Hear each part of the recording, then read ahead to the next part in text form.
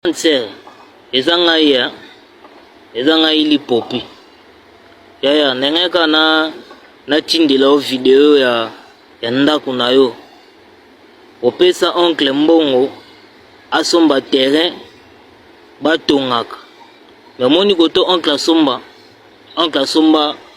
lupango pembeni ya fleuve na ebite soki ezali sentiment nini. En plus asomba ngona temps yelanga. Donc sikoto ana na tango ya mvula omoi soki mvula ebeti mambo esalaka na lupango oyo tinda mbongo pa oncle asombela yo asomba sika oyo. Donc ndako soki esili so uti poto obanda oyo okomela awa na kati ya mai.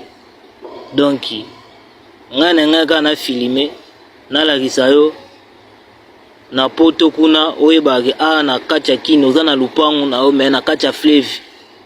Na kati ya fleuve tango na obaka tinda mbongo pa na ngai moko petit frère na yo na yebi ndenge na ko gérer makambo yango me te noko aza mukolo lupango no yango wana ekoti da na kati ya fleuve ekoti da na kati ya fleuve.